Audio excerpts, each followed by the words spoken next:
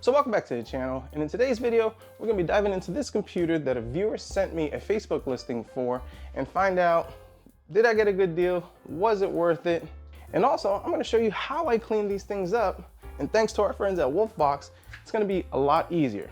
More on that in just a sec. But back to the original portion of this story. A viewer reached out to me and sent me a listing for this computer. It was in Virginia Beach, Virginia, which is about 4 hours away from me. And the viewer said, hey, this thing has been on the marketplace for 3 months. He's reached out to the seller and the seller is willing to let it go for about $20 if you're interested. I said, all right, sounds good. So I loaded up the family and we made a day trip of it. Went up to Virginia Beach, Virginia. Beautiful place, great city, had a great time, good food, great attractions, good time with the family, which was awesome. So I reached out to the seller while I was up there. We agreed on $20 and I picked this computer up. Now, taking a look at the pictures, the first red flag you might see is a CD DVD drive. That's right. And typically when you see that, that means the computer is older. But I've also seen some people with modern computers because they still use that. So don't judge a book by its cover. You never know. But for the most part, the case looks crusty, dusty. It's, you know, it's here, but it needs a little love. But when I zoomed in, I saw some good stuff in the inside. Well, decent stuff on the inside that might make it worthwhile. And plus, why not take the gamble? Who knows? Might be a decent PC, might be able to cannibalize it. We'll definitely find out. But before we start ripping things apart and everything, the first thing I like to do when I get a new PC in the garage, if it's old, dusty, and crusty, is we need to clean it out. And for years, I've been using a power duster and doing it in the garage. And a lot of people have made the comment, you're blowing all that dust and everything, making your garage dirty and nasty. And yeah, you're right. I do clean my garage, but it's creating extra work for me. And one of the reasons why I've always done it that way is because number one, I don't have a 100-foot extension cord. And number two, I don't have an outlet outside my house where it could reach.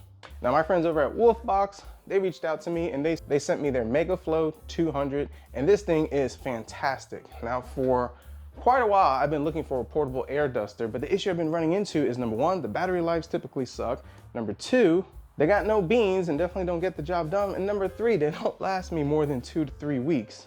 And after that, typically the batteries are garbage or the duster just stops working. Now, prior to Wolfbox reaching out to me, I actually went ahead and purchased one to try it, and I've been using it for about a month, and this thing has been fantastic. So let's go ahead, let's take a look at the specs on this real quick, because this is definitely a tool that you might want to keep in your garage or house. If you do automotive, camping, computer, cleaning, all that type of stuff, this thing is great. Let me show you. So we got the Wolfbox Super Power Turbofan MegaFlow 200, very well packaged. Comes with a little case.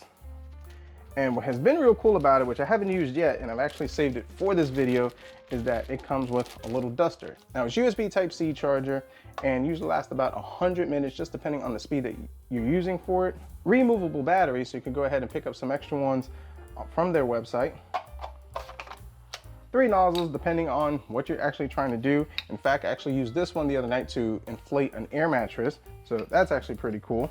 Hold our power button. We have our battery life indicator. And just tapping through the power button, we can go through our 3 speeds. Now, once you have your speed set, you go ahead and hit this button right over here.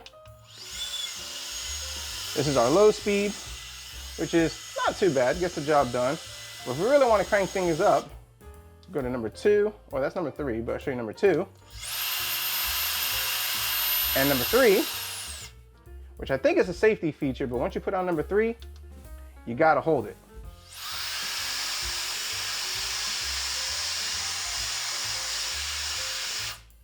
And to show how powerful this thing is, check this out.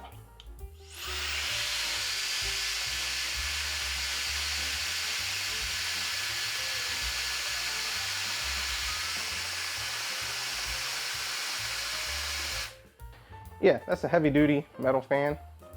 Folks, I've been using this thing for about a month prior to them sending this to me, and this thing has been fantastic. Great for electronics, but not only also that, other uses. Camping, automotive, I've been using it through all those stuff and this thing has been fantastic. Great battery life, portable, convenient, not too heavy, and definitely gets the job done. So I'll post a link if you're interested, as now I'll be able to clean out these computers, not get this dust all over my garage, which is a good thing. But anywho's, let's go ahead, let's dive into this computer, open it up, see what does it have, what are we working with over here, and clean her up using our new tool. All right, so I guess the first thing to do is, this thing is stuck. Pull this panel off. Oh, okay. I guess it just comes off like that. Can we just take an opportunity just to observe what in the blue world is that? Like spillage, dirt, dust, rust? Oh, folks, she's crusty. I see some good, okay stuff. We'll take a look at that. Let's go ahead and take these out, remove the back panel.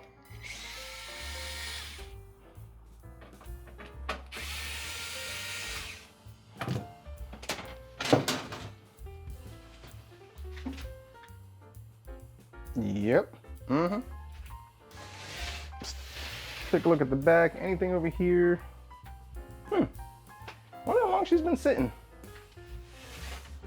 So when I met up with the seller, I didn't ask a lot of questions. Sometimes I like to chat. Most times I just like to go. That was kind of the case with this. Mostly because I was having a great time with the family. So I was like, I'll figure it out. So EVGA 600 watt power supply. That alone is not too bad. It's actually a pretty decent power supply. Ketchup and mustard, but it'll be okay. Probably about a $20, $30 value right there, or at least it'll save me money on a build. So we take that. EVGA GeForce GTX 1070. That was one of the things I kind of caught on the pictures for the listing. So it's actually not too terrible. These things go for about 60 bucks on eBay. If it's the TI goes for about $100. We got a AIO, pretty nice. Judging by what I'm seeing, I'm pretty sure this is going to be an AMD FX. Fairly confident on that. Yeah. M5A97LE R2.0. So, yep.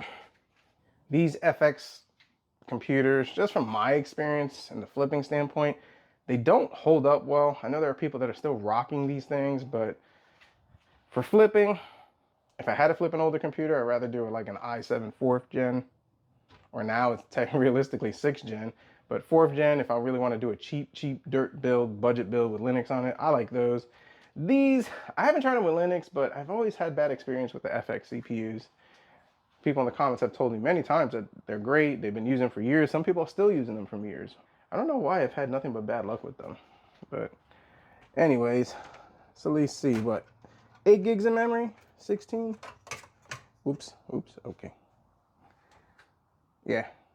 Team group, 8 gigs DDR3, 1600. So I got 16 gigs of memory.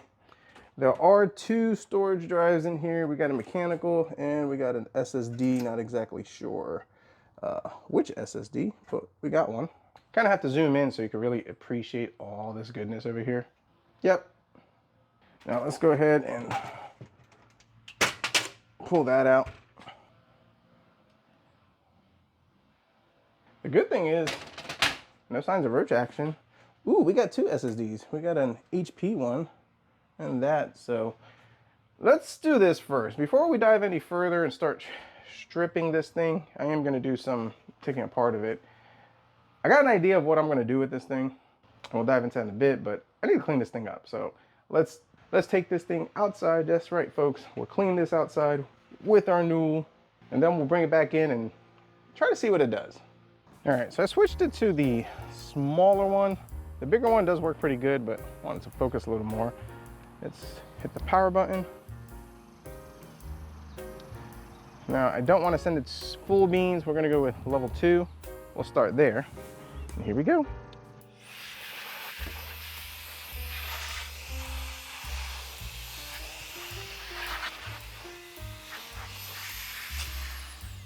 This stuff is actually kind of sticky, so full beans. Much better.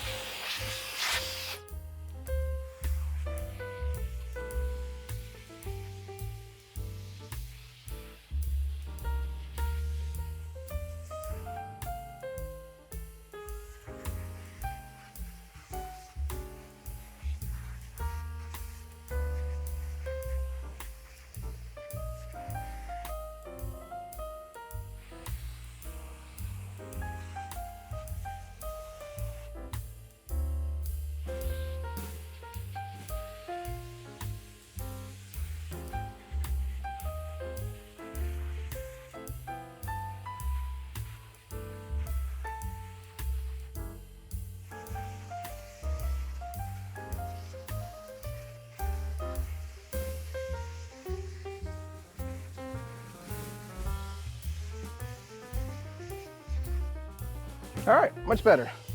Now let's take it back inside.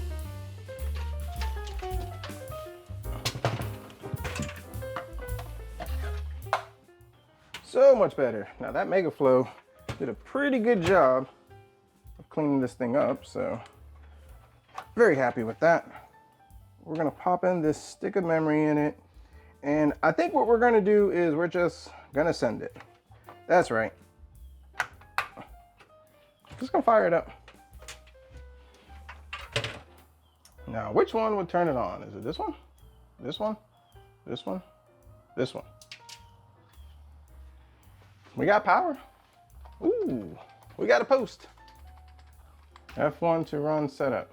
So let's see, we got an AMD FX 8350, which I figured is better than a 6100. I see a lot of those in the wild, listed as medium gaming, high-end gaming PC. Yeah, people fortunately get scammed for those 6100s. Anyways, 16 gigs of DDR3. I wonder what operating system it's running. So let's get out of here. The BIOS, the data's off on it. Now, how do I fix that? Go to advanced mode. I think today is 07, 07, 09. Yep, today's the 9th, which means I have until 3 o'clock this afternoon to return one of my fishies because they're on a 7-day warranty. And today's the 7th day at 5 o'clock. So gotta make sure I get to the fish store. Fish didn't survive, which is unfortunate. And the time, I think we're at 08:30. Whoops. 08:30. Sure, that worked. All right, exit, save changes, and reset. Oh, it's booting. This might have Windows 10 on it. HP for horsepower, the guy's name, Howard Peterson. I guess the homie was a gamer because we got Poppy Playtime, Outbreak, Planet Coaster, Pandora Launcher, don't know what that is, City Skylines, a bunch of weird games I've never heard of. Oh, we got Minecraft, there we go, Minecraft, that's good. But all right, let me tinker with this off camera, see what I could kind of come up with, and we'll be back. So it's been a little bit, and I've determined this computer is on its way out. It's on its last leg. It's got something going on with the motherboard. I'll show you a little bit, but in a nutshell, it's unstable. And I think the reason with this is just because where it was stored, the environment that it was in, and I'll show you a little bit more on that in just a sec. But either way, after running some updates and doing a whole bunch of other stuff, I'm able to get it enough where we can get through a benchmark. And I figure since we are going to be cannibalizing this, might as well send her out right and just give her one little quick game. You know what I mean? So Shadow of the Tomb Raider, one of my favorite games. We're gonna go 1080p, I think medium settings, nothing fancy, anything like that. We'll see how she does. Hopefully she should make it through the benchmark. Now typically I like to have the overlay on top of the statistics, but MSI Afterburner just refuses to run on this, and it actually crashes it. The Steam overlay, for some reason, doesn't want to work. That gives you all the details. So there's a lot of glitches going on with this computer. And I did try reinstalling a fresh copy of Windows 10 on this, and it still has the issues. It's just unstable. Kind of unfortunate, but I mean, it is what it is on that. So far we're looking pretty decent. I mean, we're above 60 frames per second. But let's get through these scenes and see kind of where we balance out. So we finally finished the benchmark. It crashed twice. Craziness on it. And you might be saying, well, the temperature, the power supply tests fine. Temperature is not terrible, although the AIO is not working the greatest. The hottest that I saw was 82 degrees Celsius.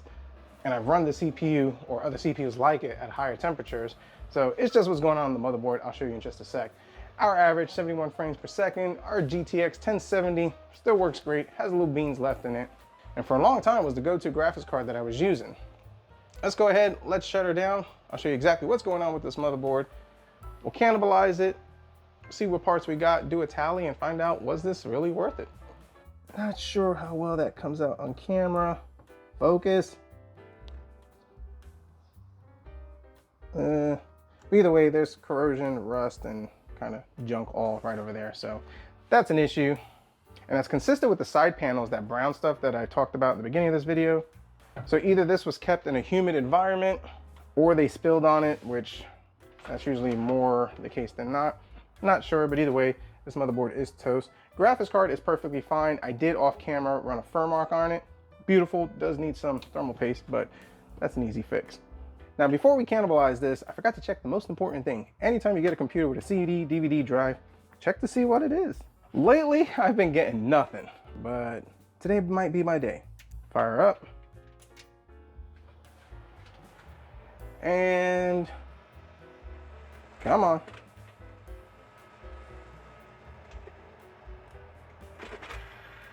Ooh, we got a CD.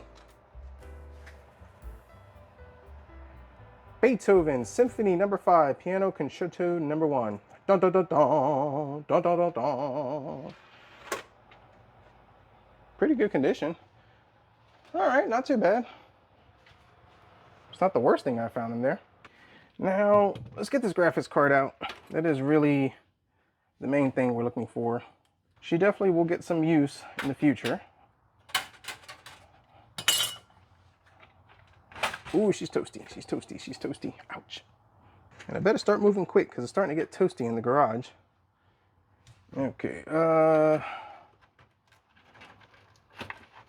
unplug this. Let's get this power supply out. That we're definitely keeping. I did run it on my power supply tester. Everything tests beautiful. And to EVGA power supply, I've never had their power supplies, knock on wood, go bad on me. As far as power supplies that have failed me, Thermaltake ones, older Thermaltake ones have just been terrible. So we got our power supply. Now we need to take out these two drives. One.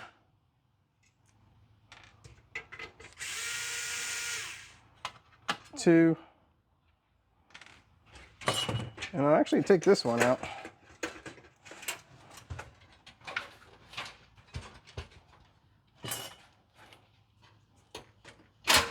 Oh, I thought there was a screw there. Where'd that go? And this one is a 500 gig.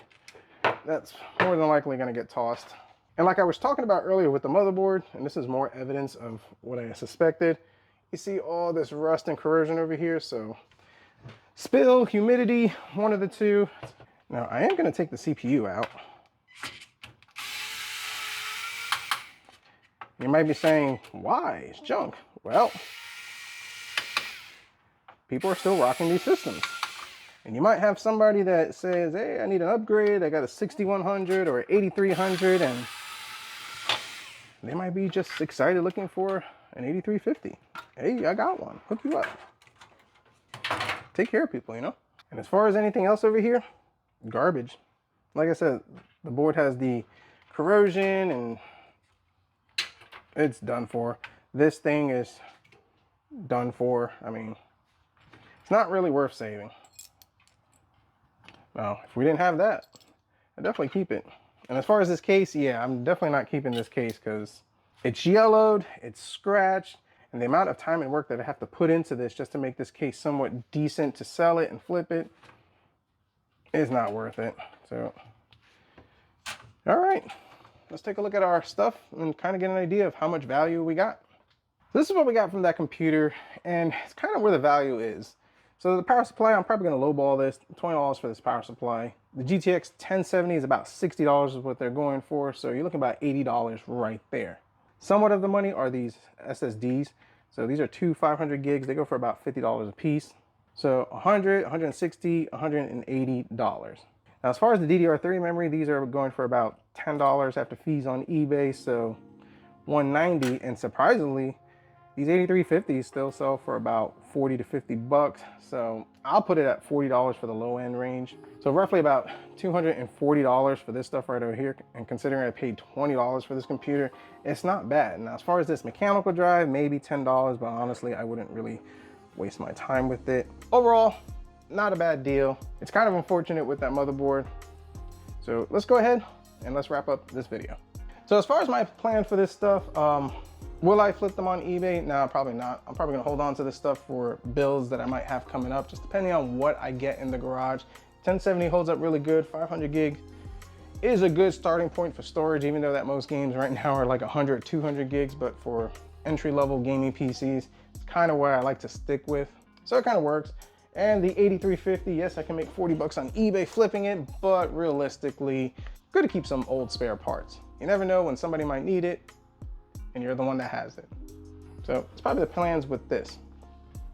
And as far as the FX 8350, someone might say, well, you could probably clean it up and sell it. They just don't sell those FX ones. I can sell an Intel i7 4th gen with like a 980 all day long as a cheap budget gaming option PC, and that would sell. But FX 8350, you put that in the listing, people look it up and they're like, nah, they walk away from it. That's just my experience on it. So if I find a computer that has that type of setup, part it out, see what you can get out of it, maybe sell a couple of parts on eBay. Kind of my recommendations with it. I've always stood away from them. I did have an 8300 and I had a horrible experience with it. That's just me. And then when I was selling computers with those PCs years later, when they went down in value, because the newer stuff, I was getting a lot of comebacks with those FX. I don't know. Maybe I just never understood it. Maybe it was just me. Let me know in the comments your experience. So, but overall, not a bad haul. Appreciate the tip from the viewer. My family and I had a great time over there. Got to pick up this cool PC, make a couple of bucks with it. And with all that being said, comment down below, let me know your thoughts, concerns, criticisms, your thoughts on the FX 8350 years later. This PC, would you have cannibalized it? Or would you have kept it as a whole and try to sell it? Or just run it? And as we are halfway or more through this year, are you finding that it's better for those of you that flip PCs to try to flip whole PCs or part them out? Definitely want to hear your thoughts on that. If you like this video, definitely hit the like button, subscribe if you're not, and as always, we'll see what we come up with next.